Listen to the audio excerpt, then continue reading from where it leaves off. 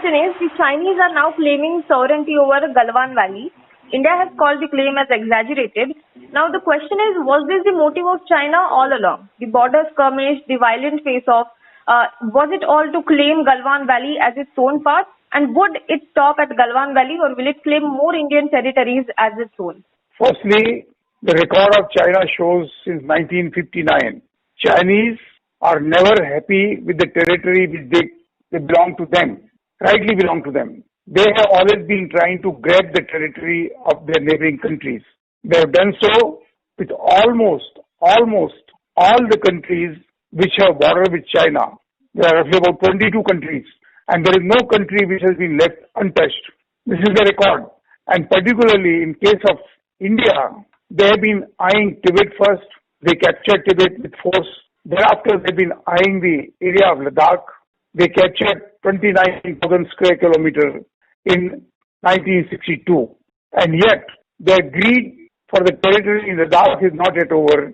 And they are claiming almost half of Ladakh to be their own territory. And this reflects the attitude of Chinese. Why do they want more territory in Ladakh? The reasons are, they have claimed the territory in the area of Demchok. Demchok is the last village of Ladakh, and thereafter the border with Himachal Pradesh starts. Demchok is also the place from where a Tibetan entry point is closer.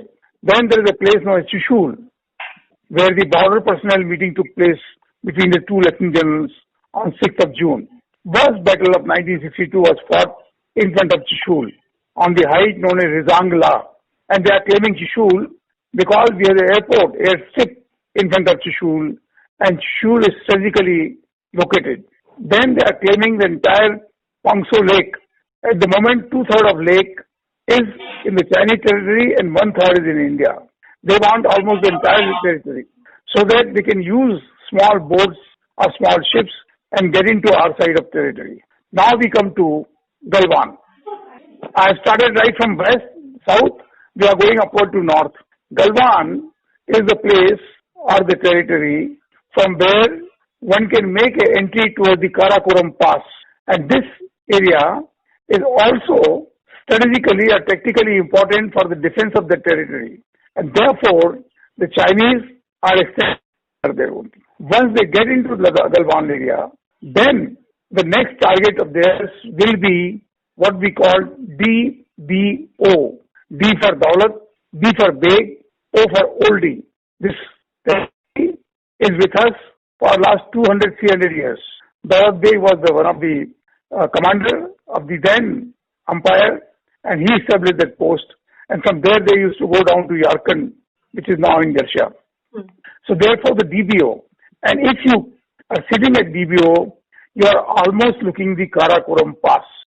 It's hardly about, you can say about 11 to 12 kilometers, a coastline distance from DBO. And the whole valley is vegetable. Once you control DBO, you can easily go up to Karakoram Pass. And once you are at Karakoram Pass, you can then just roll down further northward and you will hit upon the Karakoram Highway, which is linking Pakistan with China. That is the main area, thrust of China. Correct. But the Chinese philosophy is, if you want 10 kilometers of the territory, ask for 50 and negotiate for 25. This has been always the claim line. This is not only, so this is the reason for Ladakh. But if they get into Karakoram or Daulat Beg Holti, then the area of Siachen Glacier, which they are occupying, and other side the Pakistanis are also occupying, that will get threatened. The Chinese will almost get behind, that is north of Siachen Glacier. And then they can link up with Pakistan and create problem for India. Once that territory come into their control, the Chinese will have a free access along this Karakoram Pass from the area north of Karakoram, along the China-Pakistan economic corridor into the POK, and then they go down to Balochistan through Pakistan. This is the overall strategy of Chinese, and they are playing cleverly. The second point in the same context is, if you take initially, Chinese used to come, wait for about 2, 3 hours, 4 hours, 5 hours, show their flags, show their presence, and they used to go back. Correct. Then they started staying there for 24 hours. Their staying power kept on increasing. And now they have reached the stage that they can stay for almost about 70 days, 70 to 75. In Yangtze, when I was commanding the 4 Corps in Arunachal Pradesh during Kargil war, they created a problem. And they stayed there for 72 days, but we did not allow them to move an inch into a territory, not 1 inch. I issued the orders. If they don't behave, you open the fire. I told my troops. But we wanted to be careful because we were already fighting war with Pakistan in Kargil area, and we did not want to create another front. But we taught them the lesson in the manner that thereafter they never dared to come into the territory. That shows one thing. China respects power. China respects firmness. If you are firm, if you are powerful, if you can bash them up, they behave. Otherwise, they will start dominating you. China is refusing to confirm the number of soldiers from their side who have been injured or died in this violent face-off. Why is it not revealing the numbers? Because I have read that China is not usually the country that reveals the number as soon as the face-off happens. It reveals the number after some years after it has happened. Both China and Pakistan, who claim to be very close friends and allies, they refuse to accept their casualties. Take the case of Pakistan. During Kargil war, when India wanted to hand over the dead bodies of these Pakistani soldiers, Pakistanis refused to take it. It killed almost about 700 soldiers of theirs. And many of them had to be buried in India as a soldier because after the person has died, he is no more an enemy. That is our philosophy. So Pakistan does not accept casualties. And same is with China also. Because if they start accepting casualty immediately, it shows to the world that China is a weak country. Chinese soldiers are weak. So they hide. And they also hide this from their own people. The reason being, the soldiers who have died, some say 43, some say 53. There are some speculation that number can be more. Correct. All the dead bodies have not been found yet. Some dead bodies might have gone into river, we don't know. So China is not accepting that. The reason being, like in India, we have soldiers from all over the country. They are from Marathas, they are from Maharashtra, they are from Bengal, they are from all over the places. Similarly, in Chinese also, Chinese Army PLA, there are soldiers from different regions and they want to hide. If the Chinese PLA soldiers happen to be from a particular region, say from Tibet or from Xinjiang, it can create internal problem for China. And therefore, Chinese do not agree and accept the casualties. But yesterday, the Global Time, which is supposed to be official paper of China, they have released the names also. There are majors, there are captains, there are lieutenants, there are sergeants, but they are just about 40 names they have given. Remaining, they are not giving. And Chinese will not give it for next about 15-20 days. We used to call, when I joined the army in 1962, we were taught Chinese adopt human wave tactics. I repeat, they adopt human wave tactics. Means you send the human being in waves like a water and overflow. Okay. So that is the point, and that's why they are not accepted. Sir, the Global Times, which is, as you rightly said, the mouthpiece of the Chinese government, today published an article by commentators who claim that in case the situation escalates, India will have to face not only China but also Nepal and Pakistan. Now, this also has been a concern for many of us back home. With Pakistan on one side, now Nepal is also has soured relationships with India. Now, will that be a setback for India, or is it a psychological warfare from China's side? No, it is more of a psychological warfare, more of a threat, more of information warfare. We should know that the present government in Nepal is a Communist Party government. Oli, who is the Prime Minister, his remote control is with China. His remote control is with China. There is a strong opposition to Prime Minister Oli to remain in power. The Nepal Congress does not want him to remain in power. But they came into power because of the support from the Maoists who had killed the king of Nepal. You know, Nepal king was, the entire family was killed. Correct. And they were the hand of the Maoists. And these are the people who are the remaining of the Maoists. So the tendency, the people might have died, but the tendency is still alive in Nepal. Communist Party. They are supported by the Communist Party of Nepal. And therefore, since the remote is in the hands of China, what China is telling them to say and do, they are doing it. This road on which Nepal has stated the objection has been constructed for more than last 4 or 5 years. China never used the word against it. This is supposed to be on the Indian side of the bank of river Kalapani. And then it goes to Lipu Lake. It does not go into Pakistan, Nepal. So there was no question for their ordering. But at the behest of China, they have opened this topic when the Chinese have already shown their ingress into Ladakh. It has been timed well. But if Pakistan ever makes that mistake, you can be rest assured Pakistan will have to pay a very, very, very heavy price, which even China will not be able to help to save them. That is one thing is very sure. In the same context, if you recall, and you can go into the Google and check up, when Article 370 was abrogated from Kashmir and Ladakh, which was the part of the Jammu and Kashmir region, became a union territory, Chinese have made an official statement, like the foreign minister has made a statement, Chinese have made an official statement saying that the issue of Kashmir is no more confined only to between India and Pakistan. China is an equal party in the dispute. And that is why now they are saying that Pakistan will also join India. But I don't think we have to be worried about this. Let them join together. Is assuming both the countries, Pakistan and Nepal, join with China. Are they going to attack? Are they going to use force against India? My God. Sir, right after the border face-off began in month of May last month, government accepted the Shekatkar Committee's recommendations on ramping up the border road construction. Just give us a quick look into what were the recommendations by the committee. Shekatkar Committee has studied the entire perception of India neighborhood, the situation emerging in the world, the Chinese development, neighboring countries, the threat of China and other powers in Indian Ocean, and having studied all these things, how India's security and defense can be affected up to 2050. The committee has made 188 recommendations. 188. The few first major recommendations I'll tell you. One was the appointment of the Chief of Defense Staff, which has been done. Vipin Rawat is the first Chief of Staff for India. Yes. Okay. There was a lot of resistance, but the government approved.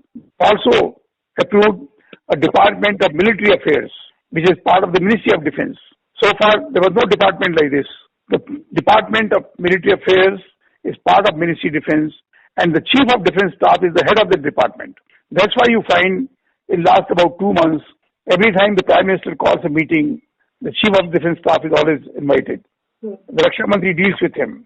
The 3 service chiefs may or may not go, and he deals with service chiefs. So, government gave a total unbiased view, coordinated between the Army, Navy, and Air Force. Second recommendation, major recommendation, which has been the establishment of theater command. Like, the Chinese, the forces which are deployed opposite to Ladakh, opposite to Himachal Pradesh, opposite to Nepal, opposite to Sikkim, and opposite to Arunachal Pradesh, means right from Pakistan, Karakoram Highway Pass to Myanmar Junction, is controlled by Western Theater Command of China. And the theater command, like Calcutta, you have Eastern Command, Indian Fort William. In Pune, you have Southern Command. In Chandimandir, you have Western Command. So similarly, Chinese have established 5 commands, and the territory which is disputed territory with India comes under the Western Theater Command of China. And the Western Theater Commander of Chinese Army deals directly with the President of China, who is supposed to be the chairman of Central Military Commission, like Ministry of Defense, something like that. So we are opposite to that. And therefore, this committee has recommended that we must have a theater command for Andaman Nicobar, which will control the sea into that territory, up to Indonesia or even up to Thailand. The threat coming from Pacific region, from China, South China Sea and beyond. Second command, we have recommended there should be a theater command to deal with China, a theater command to deal with Pakistan and down south. And the fourth should be a peninsular command, means the entire ocean coast of India and Indian Ocean and the Pacific Ocean must be controlled under one command. So this is also, then there should be an airspace command, means the entire air defense of India should be under one control. We are very weak, very poor in the development of infrastructure along the border areas. So priority must be given for development of infrastructure into Ladakh, into Sikkim, into Arunachal Pradesh, against China. But this infrastructure will not only include roads. You need to have airfield, you need to have heliports, you need to have parking lanes, you need to have double lane system. Wherever possible, the train should be able to go. So their distances get reduced and your troops can move faster. And therefore, the government has announced, the Finance Minister, Madam Nirmala Sitharaman, had announced, and the Defense Minister, that the Border Road Organization will speed up the construction. What is the right thing for India to do at this moment? Since US has been saying that it is ready to cooperate with us, but we have kept it out of Kashmir tactically, should we accept its cooperation in border standoff with China? No person, no organization, no nation should ever make a mistake of outsourcing its national defense and national security to anybody. If you do that, that will be the biggest mistake. Americans who are offering, we are grateful to them, we are thankful to them, but they outsource their national security to Pakistan to deal in Afghanistan with terrorism. See what has happened? They don't know how to come out of Afghanistan. They got stuck up. And over the period, they have spent more than $19 billion giving money to Pakistan. So when you start outsourcing your security, you become a milking cow. And the person who is giving you security wants to take more and more money. That is one part. Secondly, let me assure you, and you quoted Beldy, there is no army anywhere in the world, which fights or which can fight the war at the height where the Indian army is fighting. 15,000, 16,000, 17,000. Siachen Glacier, where our troops are at 21,000 feet. The highest battlefield in the world, near Dibio, is at the height of 16,000 feet. Whereas the entire Europe, the highest mountain in Europe is 13,000 feet. So the troops of those countries are not trained, not acclimatized, not equipped to fight in high mountains. So therefore, what is the, you can say the result of that? Indian army will have to fight its war in Himalayas. No one country can come. Even assuming for the American troops come, they will need 3 months to get used to acclimatization. They have never been in that area. They never fought. So therefore, it will be wrong for India to accept. However, we can certainly accept their help in controlling Arabian Sea, India-Pacific Ocean region, because even the Americans require that region. France wants to require. Australia wants. Japan wants. Even China's trade is passing through this region. 80% of China's trade is passing through Indian and Pacific Ocean region. And therefore, since they are afraid of India blocking that route, they have opened the new China-Pakistan economic corridor, so that through that corridor, through the road, they can reach to a place known as Gwadar. Gwadar is a port in Arabian Sea. And they will reduce the distance. If they start using Gwadar port, the distance to be traveled by China from Gwadar to Chinese commercial hub is just 3,000 kilometers. Presently, from Sri Lanka or say from Arabian Sea, that ships which are taking oil, gas and everything to China have to travel almost 9,000 nautical miles. 9,000 versus 3,000. So it's a big saving. And therefore, India should accept the cooperation in the protection of the sea lanes in Indian Pacific region.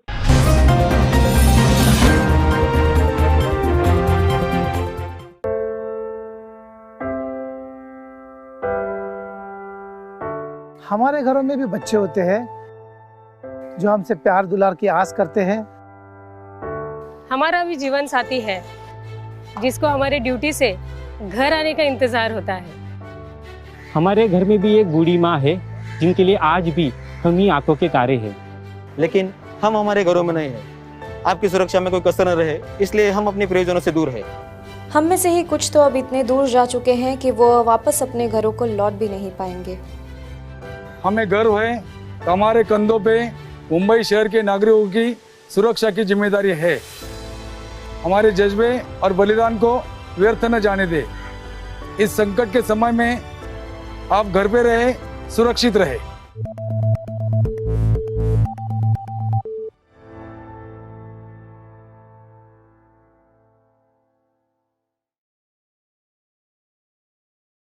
Now be the first to know about the latest updates on our new news app.